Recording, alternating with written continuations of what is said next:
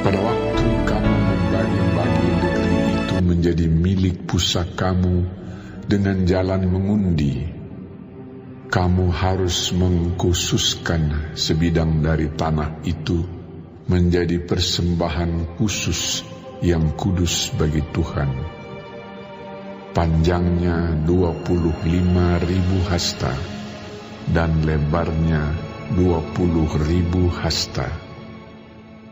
Seluruh tanah yang di dalam batas ini adalah kudus.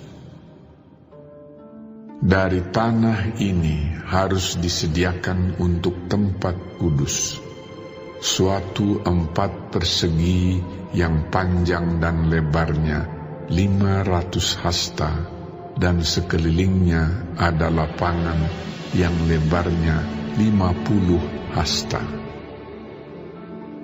Dari daerah yang sudah diukur ini, ukurlah sebagian yang panjangnya 25.000 hasta dan lebarnya 10.000 hasta.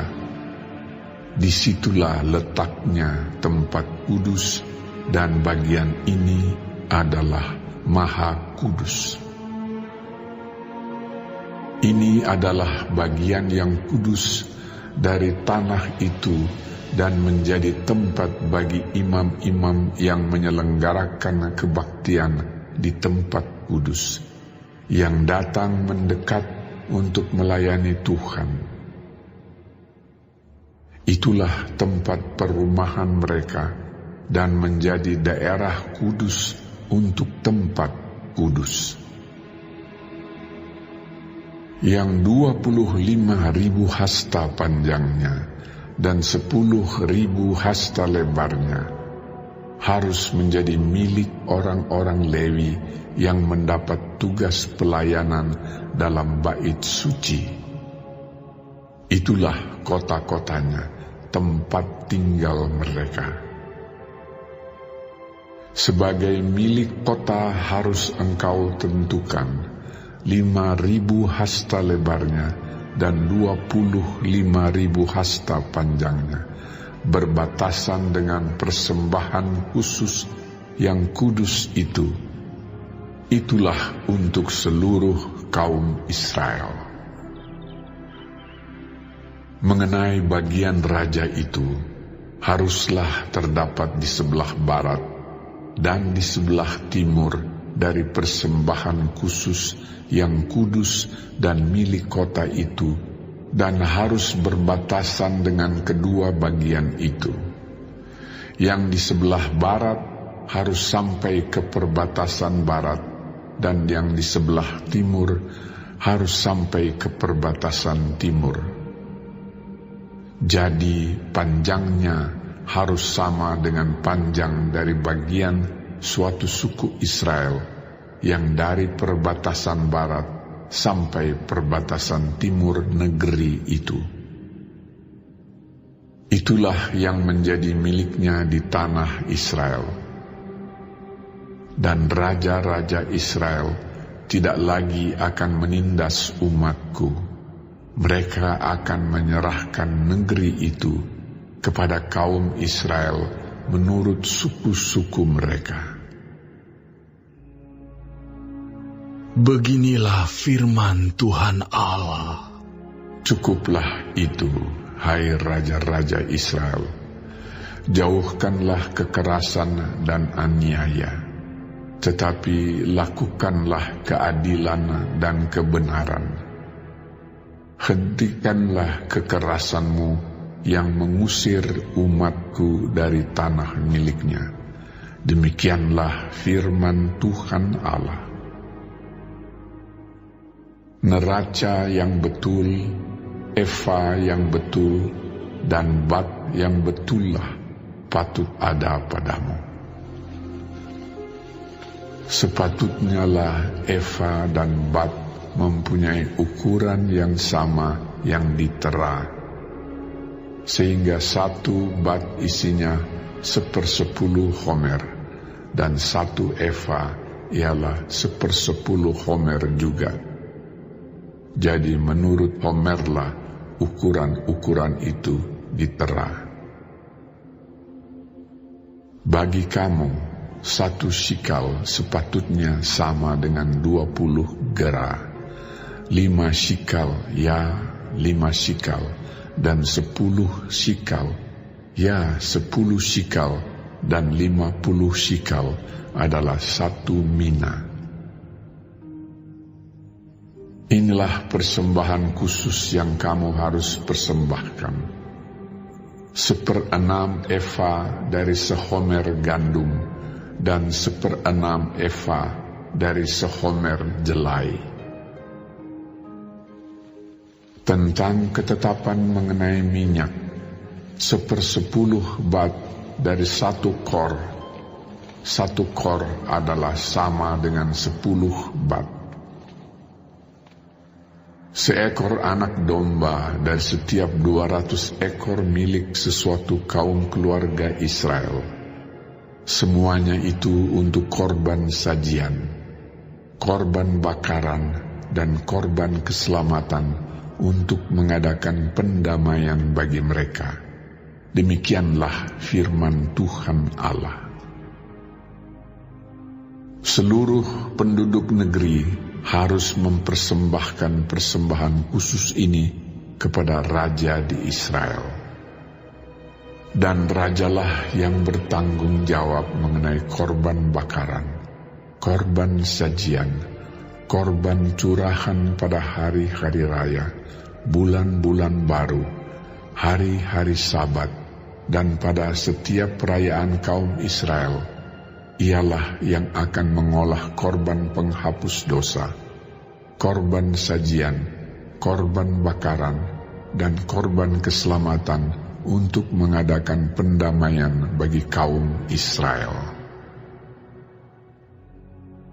Beginilah firman Tuhan Allah.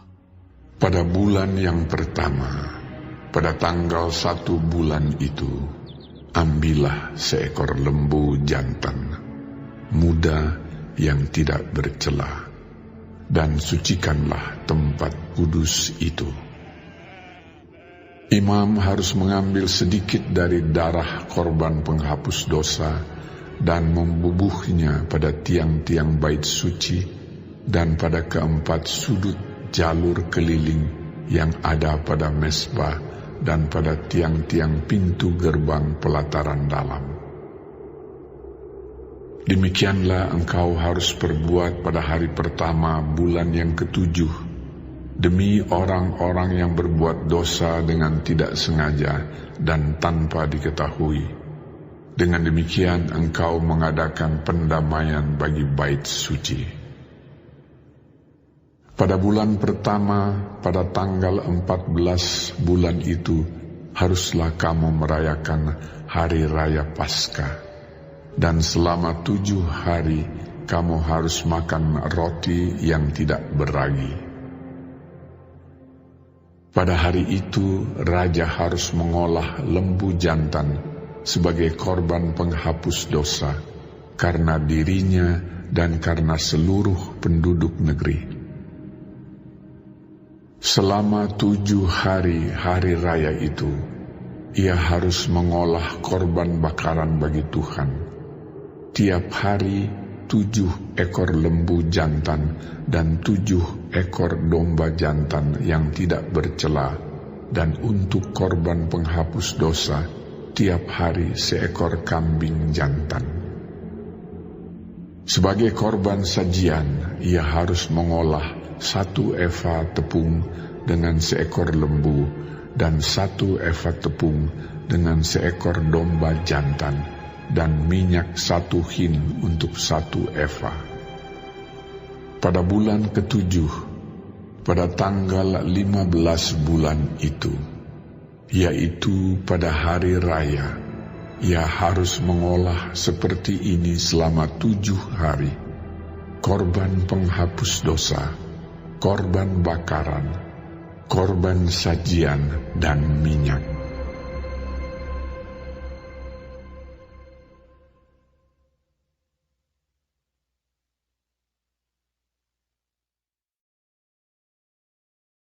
Shalom semua jemaat Tuhan.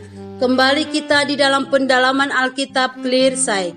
Sekarang kita sudah memasuki kitab Yehezkiel 45. Tuhan Yesus memberkati.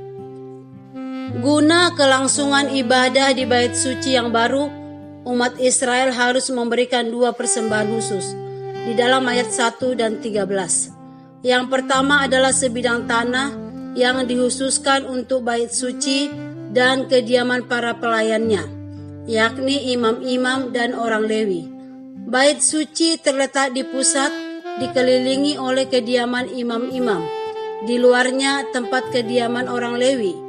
Seluruh wilayah bait suci ini merupakan wilayah yang kudus. Kudus dalam arti dikhususkan bagi Tuhan. Harus ada jarak antara kedua wilayah tersebut dengan bait suci. Manusia berdosa tidak boleh sembarangan mendekati tempat atau menjamah benda yang kudus. Akan tetapi, Kristus melalui kematiannya di salib memperdamaikan manusia berdosa dengan Allah. Sehingga oleh darah Yesus, kita sekarang dapat masuk ke tempat kudus karena Ia telah membuka jalan yang baru dan yang hidup melalui tabir, yaitu dirinya sendiri, sehingga kita bisa kapan saja menghampirinya. Setelah menetapkan peraturan untuk persembahan korban harian, Yehezkiel kini menyampaikan peraturan tentang hari-hari raya tahunan. Dari 6 hari raya tahunan yang ditetapkan Taurat Musa, Yehezkiel hanya menyebutkan 2, yakni Paskah dan Pondok Daun. Seluruh rancangan bait suci, pelayan-pelayannya, lokasinya, upacara-upacaranya menekankan kekudusan Allah yang bertahta di dalamnya. Allah yang kudus kembali berdiam di tengah-tengah umatnya. Dosa membuat seseorang tidak layak berdiri di hadirat Allah yang suci. Dosa juga mencemarkan tempat kudus, sehingga Allah tidak dapat berdiam di sana. Di dalam perjanjian lama, tanpa penumpahan darah, tidak ada pengampunan. Tetapi Kristus telah menyempurnakan korban-korban perjanjian lama dengan masuk 1 kali untuk selama-lamanya ke dalam tempat yang kudus. Oleh darah Kristus kita telah disucikan dari dosa. Apakah yang dapat kita persembahkan kepadanya? Amin. Tuhan Yesus memberkati.